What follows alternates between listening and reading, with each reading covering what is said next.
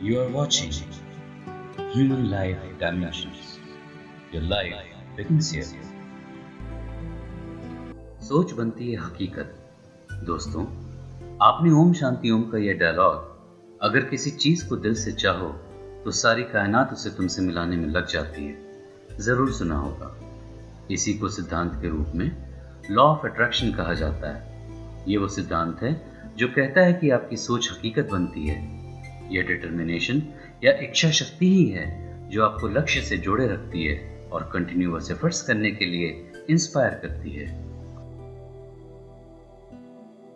लेकिन ये तो वो बात है जो सभी कहते आ रहे हैं, इसलिए मैंने सोचा कि इसमें थोड़ा और डीप डाइव किया जाए और इसकी नॉन एग्जिस्टेंस की पॉसिबिलिटी पे भी गौर किया जाए और पता किया जाए कि आखिर सच है क्या और क्या इसका कोई साइंटिफिक या मेटाफिजिकल एविडेंस है भी कि नहीं।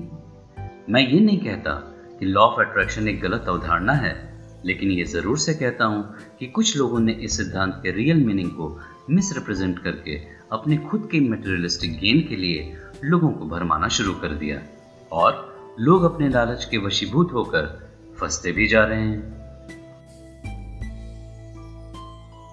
दुनिया की बहुत बड़ी पॉपुलेशन ये बिलीव करती है कि ये यूनिवर्स अपने इंटरनल लॉस के हिसाब से निरंतर चलता रहता है और हमारे नेगेटिव या पॉजिटिव सोच का उसके ऊपर कोई असर नहीं पड़ता।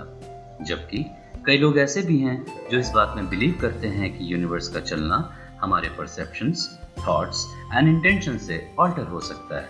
हमने अपनी लिमिटेड नॉलेज और अंडरस्टैंडिंग से बहुत सारे साइंटिफिक मॉडल्स जरूर बनाए हैं, लेकिन जैसे जैसे हम अपने नॉलेज में एडवांस होने का दावा करते गए वैसे वैसे हमारी समझ में ये यूनिवर्स अपनी इनफाइनाइट पॉसिबिलिटीज एंड कोइंसिडेंसेस के साथ और भी कॉम्प्लेक्स एंड वियर्ड होता गया। तर्क, बल्कि मैं ये कहूँ कि कुतर्क की शक्ति बढ़ती गई। अरे, हमारी अंडरस्टैंडिंग उतनी ही है जितना हमारा कॉग्निटिव एक्सपोजर है, जितना हमारे ब्रेन के सोचने एंड इंटरप्रेट करने की कैपेसिटी है, जितना आंखों के देखने की, नाक के सूंघने की, त्वचा के महसूस करने की और कानों के सुनने की कैपेसिटी है। ये याद रखिए कि यूनिवर्स हमारे सेंसरी ऑर्गन्स के बनने के भी बहुत पहले अरबों खरबों सालों से ही एग्जिस्ट करता आ रहा है और उस टाइम भी यूनिवर्स अपने ही नियम से चलता था और आज भी चलता है और चलता रहेगा। यूनिवर्स को हमारे मटेरियलिस्टिक गेन से कोई मतलब नहीं है। यूनिवर्स तो एक शाश्वत सत्य है। परम ब्रह्म परमेश्वर का अंग मात्र है और वो किसी और चीज से कभी प्रभावित नहीं होता और ना कोई उसे प्रभावित कर सकता है।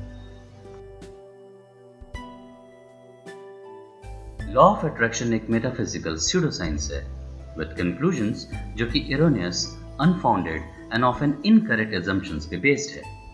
आप सिर्फ सोच में राजा भोज बनना चाहते हैं और बिना कर्म किए बस इस इंतजार में बैठे रहते हैं कि अब तो सारी कायनात मिलके आपको धन्ना सेठ बना ही देगी। लॉ ऑफ अट्रैक्शन को गलत तरीके से प्रोपोगेट करने वाले यहाँ तक कहते हैं कि अगर हम गरीबों के संपर्क में रहेंगे तो ये कायनात काफी नेगेटिविटी एंड पॉवर्टी अट्रैक्ट करेगी और हम भी गरीब हो जाएंगे।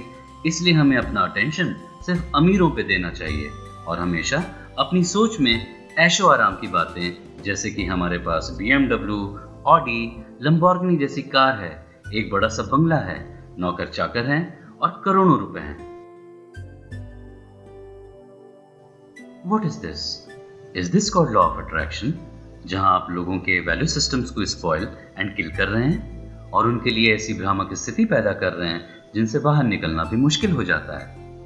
अगर बाहर निकल भी गए किसी तरीके से तो एक रियलिटी शॉक में चले जाते हैं और डिप्रेशन जैसी खतरनाक बीमारी से ग्रसित भी हो जाते हैं।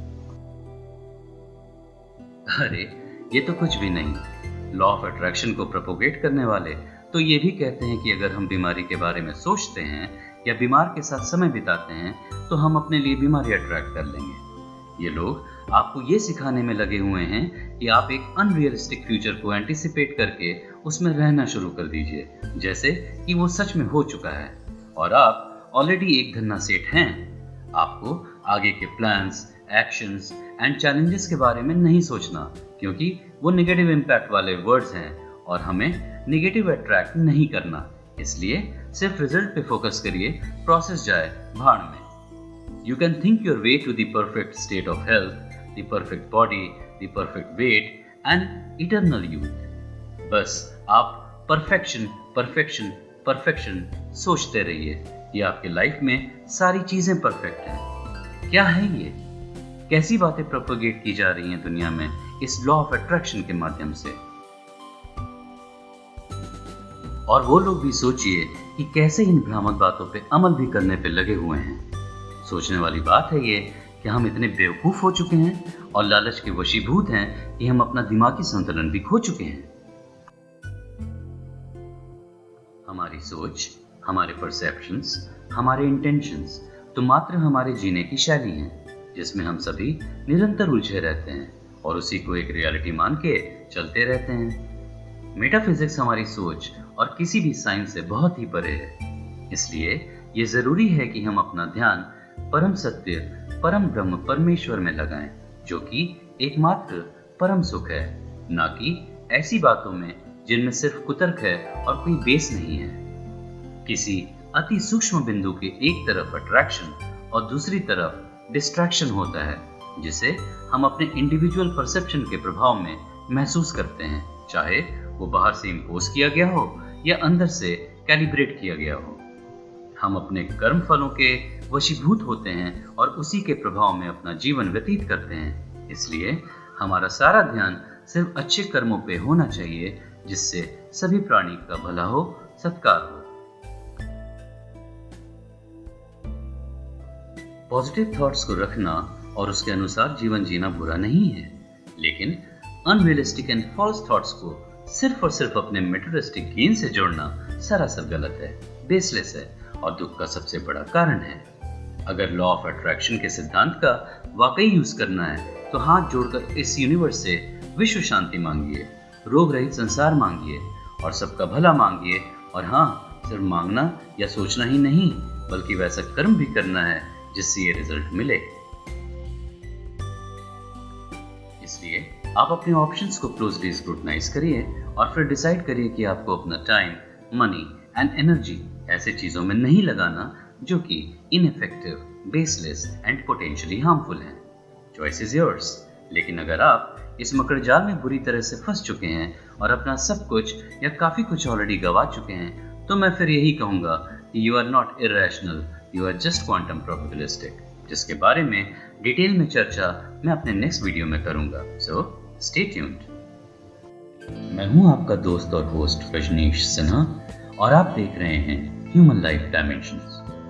अगर आप इस चैनल पे पहली बार आए हैं और आपको मेरा ये वीडियो पसंद आया हो तो मेरे इस चैनल को सब्सक्राइब जरूर कर लीजिएगा और साथ ही बेल आइकन भी प्रेस कर दीजिएगा ताकि आगे आने वाले मेरे वीडियोस के सारे नोटिफिकेशंस आपको सबसे पहले मिल सके। सो विद दिस, जल्दी मिलता हूँ आपसे एक नए टॉपिक के साथ। Till then, stay healthy and remain blessed. Bye bye.